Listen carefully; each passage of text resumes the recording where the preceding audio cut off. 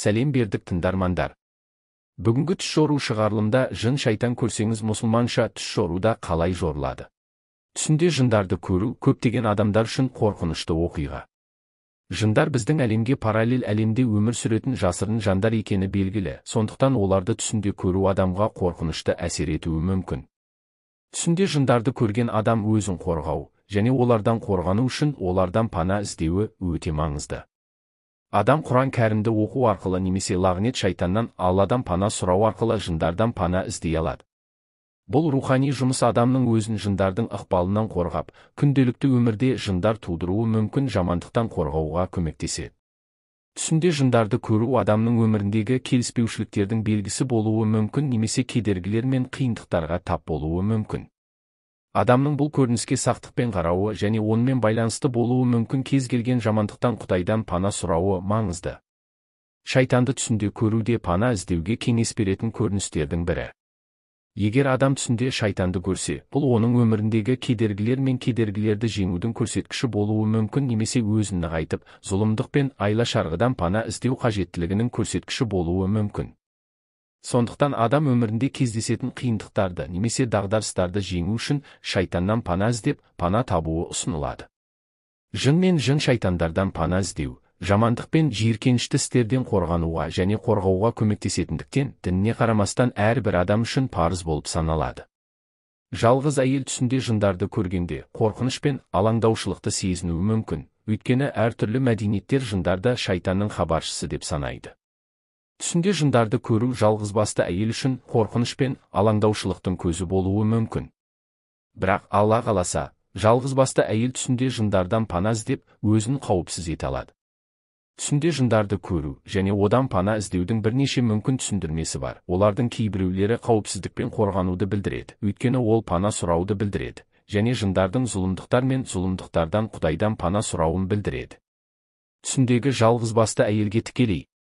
Түсінде жындарды көрген жалғызбасты әйел оның күнделікті өмірде зардап шегуі мүмкін психологиялық алаңдаушылықты көрсетуі мүмкін. Жалғыз әйел жындарды көріп, қорқыныш сезінуі мүмкін. Бұл оның бақыты мен психологиялық жайлылығына әсер етуі мүмкін психологиялық шиеленістердің бар екенін көрсетеді. Жігіттер түсінде жындарды көріп, Алладан пана тілеп олардан аулақ болу қыздың жүрегіне жақын екенін, бірақ Алладан пана тілеп қыздан аулақ жүргенін аңғартса керек. Бұл олардың арасында қалыптасқан қарым-қатынасты көрсетуі мүмкін, бірақ ол қорғаныс пен сақтықты іздеуге тырысады. Түсінде жындарды көргенде, бұл жалғыз әйелдің шын мәнінде кездесуі мүмкін проблемалар мен дағдарыстардың символы болуы мүмкін. Жалғызбасты әйел Алланың қорғаушысы және жәрдемшісі екенін ұмытпауы керек және Алладан пана тілеп, сабыр ету арқылы кез келген қиындықты жеңе алады. Түсінде жындарды көріп, жалғыз әйел үшін олардан пана іздеу қорқыныш пен үрей туғызуы мүмкін. Бірақ Аллаға арқа сүйеу және пана іздеу арқылы жалғызбасты әйел бұл тәжірибелерді жеңіп, оларға сенімділік пен күшпен қарсы тұра алады. Түсінде жындарды көру және Құран оқу қорқынышты түс. Жалпы, егер сіз түсінде жындарды көрсеңіз, бұл сіздің қасиетті Құран кәрім және дұғалар арқылы күш-қуат алу қажеттілігіңізді білдіруі мүмкін. Егер пайда болса түсіндегі джин адам кейпінде және ол Құран оқып жатқанда, бұл түс көрушінің денсаулығынан немесе эмоционалды проблемаларынан құтылатынын білдіруі мүмкін. Түсінде жындардың үстіне Құран оқылып жатқанын және жындардың жоғалып кеткенін көру түс көрушінің алдында тұрған кедергілер мен қиындықтарды жеңгенін білдіруі мүмкін. Үйленген әйел түсінде жындарды шығару үшін Құран оқып жатқанын көрсе, бұл оның көптеген қиындықтардан өтіп жатқанын және оларды жеңу үшін Құдайдың көмегіне мұқтаж екенін білдіруі мүмкін. Адам түсінде шайтанды адам кейпінде көргенде, бұл оған қатысты кейбір мағыналар мен коннотацияларды болжауы мүмкін. Бұл арман оған зиян келтіруге тырысатын немесе оған қарсы қастандық жасайтын жаман адамдар болуы мүмкін екенін көрсетуі мүмкін. Бұл арманнан ер адам өз өмірінде кейбір адамдардан жігерлендіретін көзқарастарды немесе мінез-құлықтарды байқағаны анық. Бұл оның бұл адамдарға абай болу және сақ болу керектігін көрсетеді. Бұл арман ер адамның басқалардың теріс әсеріне және өмірлік қысымға ұшырауы мүмкін екенін көрсетуі мүмкін.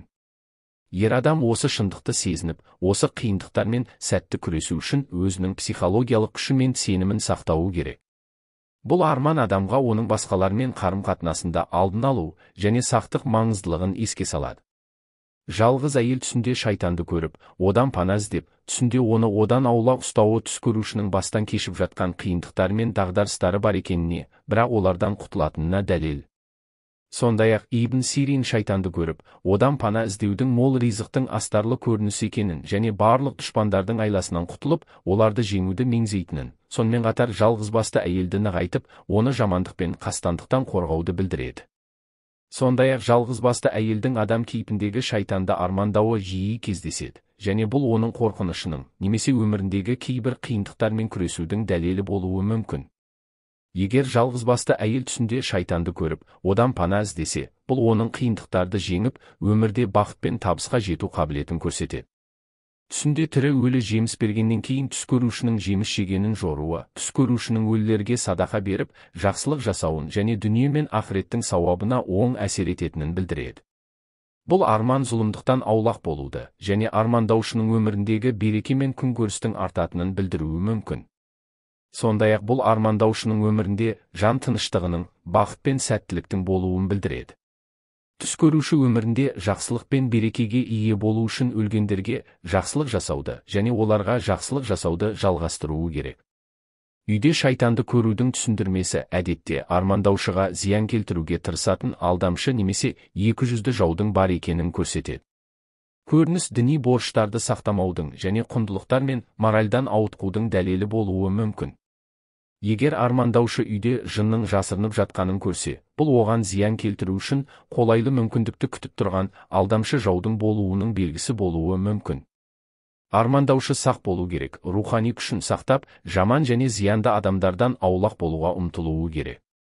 Кейде аян армандаушының өз қалауын орындайтынын, және оның дініне мән бермейтінін болжауы мүмкін, және бұл армандаушы үшін жоғалту мен жеңіліске әкелуі мүмкін. Армандаушы Құдайдың көмегіне жүгініп, зиян мен жамандықтан аулақ болу үшін оның өмірін бағыттауға және мінез құлқын түзетуге тырысуы керек. Түсінде жындардағы тәкбірді көру әртүрлі түсіндірмелер болуы мүмкін. Кейбіреулер мұны жақсы белгі деп санаса, басқалары оны көптеген жаулар мен бақталастықтардың белгісі деп санайды. Ибн Сириннің түсіндірмесі бойынша, егер бұл көріністі көрген адам ықпалы бар күшті адам болса, бұл оның жауларын жеңетінінің белгісі болуы мүмкін. Сондай-ақ, егер адам түсінде тәкбір туралы ойласа, бұл өмірге қанағаттанбауды және оны өзгертуге деген ұмтылысты білдіруі мүмкін. Егер адам түсінде Аллаху әкбар сөзін естісе, бұл жақсы белгі болуы мүмкін және болашақта оған жақсылық келетінін білдіреді. Ибн Сирин тәпсірінде түсінде жындардың тәкбірін көру оны көрген адамның Алладан қорқатын және оған дұға ететін салих және тақуа адам екенін білдіреді деп есептейді. Түсінде жынның үлкейгенін көру жақсылық пен жамандықтан құтылуды білдіруі мүмкін. Шайтаннан қорқу туралы арман, бұл бірнеше түсіндірмесі мен мағынасы болуы мүмкін армандардың бірі және кейбір жағдайларда оң мағынаға ие болуы мүмкін.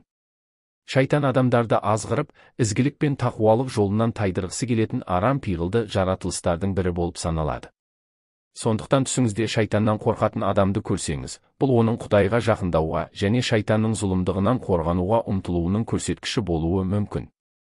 Ұйқыдағы адамның түсінде шайтаннан қорқып тұрғанын көру Аллаға жақын, күресуге және жамандықтан аулақ болуға ұмтылатын тақуа кісіні білдіреді. Бұл арман нығайтатын күшті ерік-жігердің және дұрыс жолда қалуға деген ұмтылыстың күшті көрсеткіші. Бұл сондай-ақ оның зұлымдықтарды жеңіп, ішкі тыныштық пен бақытқа жету қабілетін көрсетеді. Бұл көрініс оң белгі болып саналғанымен, біз армандардың интерпретациясы салыстырмалы тақырып екенін және бір адамнан екіншісіне әртүрлі болуы мүмкін екенін ескеруіміз керек.